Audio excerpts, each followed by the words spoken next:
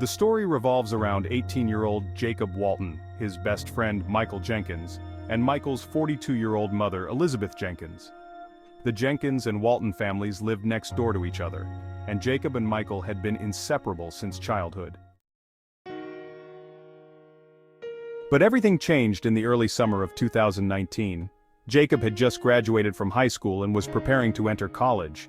With Michael away for the holidays at his grandmother's, Jacob began spending a lot of time at the Jenkins house, helping Elizabeth with gardening and household chores. Initially, their communication was innocent, but one evening after a hard day's work, Elizabeth invited Jacob to stay for dinner. They shared wine and conversation, and as the evening progressed, Elizabeth felt a surge of long-forgotten feelings.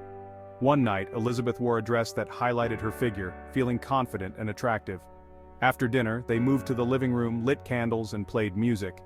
Elizabeth invited Jacob to dance, and during the slow dance, she kissed him. Jacob responded passionately, and from that moment, their secret romance blossomed.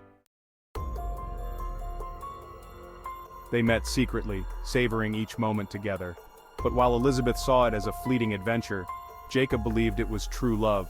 As time went on, Jacob wanted their relationship to be open, which left Elizabeth panicked and desperate. Fearing the destruction of her family and reputation, she tried to end the relationship, but Jacob threatened to expose their affair. In August 2019, Elizabeth made a fateful decision. She meticulously planned to make Jacob's death look like an accident.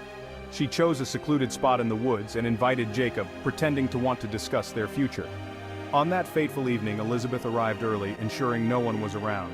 She greeted Jacob with a smile and persuaded him to walk deeper into the woods. Near a cliff, she offered him wine. At some point, she pretended to hear a strange sound and asked Jacob to check it out. When he turned away, she pushed him off the cliff. The next morning, Elizabeth went to Jacob's house, asking his parents if he could help her in the garden. When they hadn't seen him since the previous evening, they assumed he was out with friends and called the police. Initially, Jacob's death was considered an accident, but further investigation revealed inconsistencies. The distance of the fall and Jacob's injuries indicated foul play.